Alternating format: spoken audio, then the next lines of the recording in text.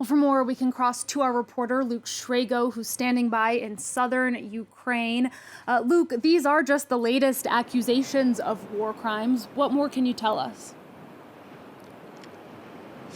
Well, most recently we've been seeing this video doing the rounds on, particularly on social media. It's a clip that is apparently showing Russian soldiers surrendering to Ukrainian forces, at the end of which there is a great deal of gunfire, and the video later shows bodies lying on the ground. Now, Ukraine has already promised an investigation into this, with Moscow vowing to bring justice to the perpetrators, but there may be more to the video than it seems. Now, we've seen that the Ukrainian Human Rights Commissioner saying that this was in fact a staged surrender, where a gunman appears towards the end of the video and opens fire in the direction of where the video is being shot from.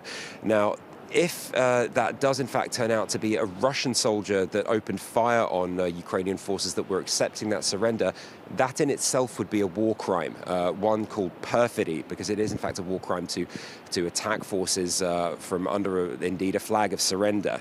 Now, we have said that Kyiv will be looking into this and that an investigation will be held, but you have to note the differences in the way that Kyiv looks at allegations like this and the way that Moscow does. Kyiv promises investigations and says that it'll get to the bottom of things. Moscow, you see these outright denials and even turning the situation around, accusing Ukraine of staging things itself. Now, this comes as we've seen yet more allegations of war crimes in the city of Kherson following the occupation. We've seen on Monday 4 more torture centers revealed with implements of torture apparently found in those places. We've been speaking to people there ourselves who were telling us of beatings until people were black and blue that they couldn't stand, the use of electrocution on various body parts, and it really paints this picture of cruelty across the occupied zone, and it really adds to this absolute pile of allegations already mounting up against Russian forces, magnitudes, orders of magnitude higher than the similar allegations, anything coming in the direction of Kyiv in terms of criticism. And meanwhile, Luke, Ukraine has begun evacuating people ahead of winter. What's the latest on those evacuations and on the living conditions in Ukraine? That is correct. Evacuations are underway, particularly from liberated zones across the Mykolaiv and Kherson regions. The government has been urging people to leave in an attempt to spare its beleaguered and battered power system. President Volodymyr Zelensky stated late on Monday that some 50% of Ukraine's power systems had now been crippled by ongoing Russian strikes. And we can see the scale of the destruction that is now becoming clear in Kherson. The city itself is now without heat, electricity and water, and is likely to be so for some time. Russian forces, as they were retreating, wrecked absolutely every kind of public infrastructure that they could find.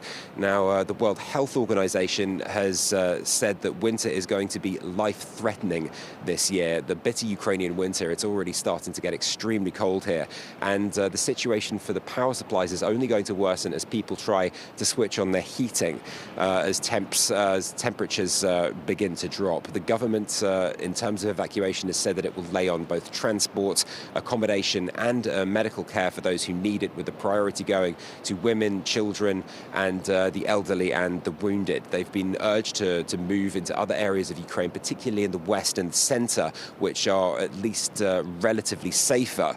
Now, millions across Ukraine are facing these rolling blackouts for hours a day, in fact, and the power company has said that those rolling blackouts could in fact continue at least up until the end of March. Russia, for its part, it's showing no signs of easing off in its attempt to weaponize winter. Its strikes are continuing across Ukraine as a whole. They're still trying to grind forward in the east. They're still attempting to strike at infrastructure and keep the pressure on. We saw those strikes in Kherson both over the weekend and on Monday. And it seems that the Russians are taking this Ukrainian vow to try and push its momentum momentum following its recapture of Kherson extremely seriously. They are digging in, building increased defensive positions across the Dnieper River on the east bank. In the meantime, Ukrainians, they are being asked to stock up on supplies, on warm clothing, and indeed those who can afford it are being asked to leave Ukraine entirely. It's now expected that up to 3 million people may be forced to leave their homes this winter. All right, Luke, thank you very much for all of those updates. That's France 24's Luke Shrago reporting from Koblev in southern Ukraine.